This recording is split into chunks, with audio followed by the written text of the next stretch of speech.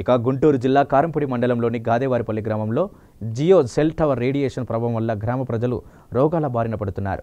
సుమారు 20 మందికి పైగా పక్షవాతం రావడంతో 25 రోజుల వ్యవధిలోనే 5 మృతి చెందారని, బాధితులు అందరూ తలనొప్పితో ఆసుపత్రిలో చేరడం, ముక్కు నోట్ల నుంచి రక్తం కారడం, కాళ్ళు చేతులు పడిపోవడంతో వెంటనే మృతి చెందుతున్నారని గ్రామస్తులు ఆగ్రహం వ్యక్తం చేస్తున్నారు.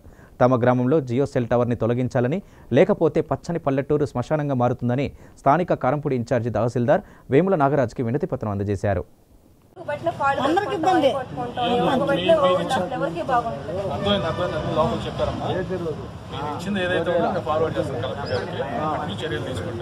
మనుషుల ఆరోగ్యానికి ఇబ్బంది కలిగించేవి కూడా ఎక్కడ కూడా ఏ చట్టం కూడా సహించమని చెప్పదు. ఇబ్బంది ఏమీ లేదు. మీకు నేను ఫార్వర్డ్ చేస్తాను. మాకు రోజులు లేదండి. మాకు ఎమ్మెల్యే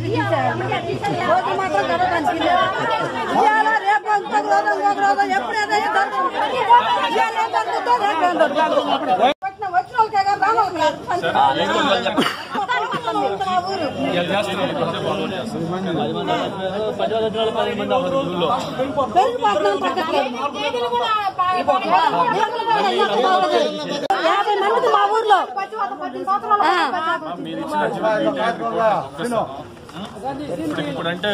ఇప్పుడు పూర్వ చేయమన్నా చేయలేరు. మీరు ఒక ప్రొసీజర్ ఉంటుంది కాబట్టి వీలైనంత త్వరగా చేసేలా పంపిస్తాను. ఓకేనా?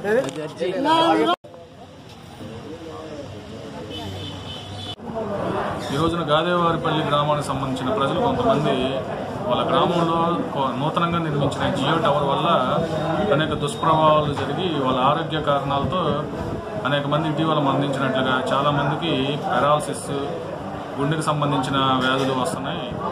ఇదన్నీ కూడా ఎప్పుడైతే జియో టవర్ నిర్మించిన తర్వాత దాని సిగ్నల్ ప్రభావంతోనే జరుగుతున్నట్లుగా వాళ్ళు భావించి పెద్ద ఎత్తున ఆఫీస్కి వచ్చి ఒక అర్జీని ఇవ్వడం జరిగింది. ఈ అర్జీ గురించి విచారించి మా పై అధికారుల దృష్టికి తీసుకెళ్తామని చెప్పేసి ఈ సందర్భంగా మీకు చెప్తున్నాను.